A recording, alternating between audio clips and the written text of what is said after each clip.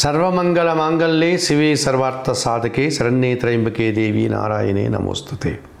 సుప్రభాతం channel ప్రేక్షకులకు నమస్కారం. మాసఫలం కార్యక్రమానికి స్వాగతం.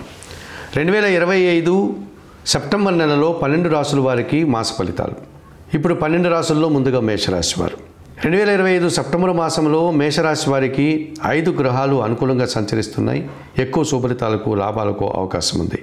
పంచమాధిపతి అయినటువంటి సూర్య భగవానుడు సెప్టెంబర్ నెల 16 నుంచి షష్టమ భావంలో కన్యా రాశిలో సంచరించడం వల్ల అధికారుల అండదండలు, ప్రభుత్వం నుంచి సహాయము, అధికారుల యొక్క అభినందనలు, తండ్రి సహకారాన్ని పొందగలుగుతారు.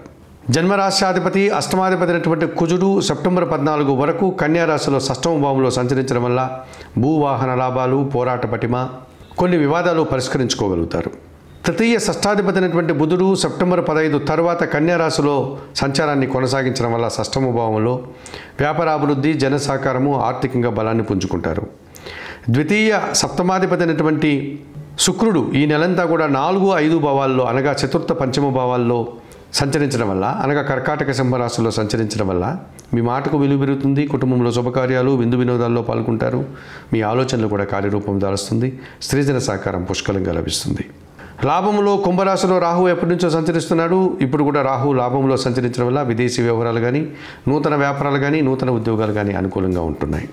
భాగ్య వ్యయాధిపతి అయినటువంటి గురువు ఈ సెప్టెంబర్ నెలంతా కూడా తృతీయంలో మిథున రాశిలో ప్రతికూలంగా సంచరించడం వల్ల కొందరి పెద్దల సహకార లోపం స్పష్టంగా కనిపిస్తుంది. విద్యా సంబంధమైన విషయాల్లో కాస్త ప్రతికూలత కనిపిస్తుంది. పని భారము, శ్రమ అధికమయ్యే సూచన కనిపిస్తుంది. దశమ లాభాధిపతిని శని ఈ సెప్టెంబర్ అంతా వ్యయంలో మీనరాశిలో సంచరిస్తున్నాడు. ఏలినాటి శని మొదటి భాగంలో ఉన్నారు. పని భారము, శ్రమ అధికమవుతుంది. పనివారి సహకార లోపం వల్ల ఇబ్బందులు వచ్చే సూచన కనిపిస్తుంది. పంచమంలో సింహరాశిలో కేతువు సంచరిస్తున్నాడు. మీ ఆలోచనలు కొన్ని కలిసి రావు. సంతానం విషయంలో కూడా కాస్త నిరాశ ఎదురవుతుంది. కొన్ని విషయాల్లో అశాంతికి గురవుతారు. మరి 2025 సెప్టెంబర్ మాసంలో ఈ మేషరాశి వారు పంచమ కేతు దోషం నుంచి బయటపడడానికి నిత్య గణపతి ఆరాధన, గణేశాష్టకం చదువుకోండి.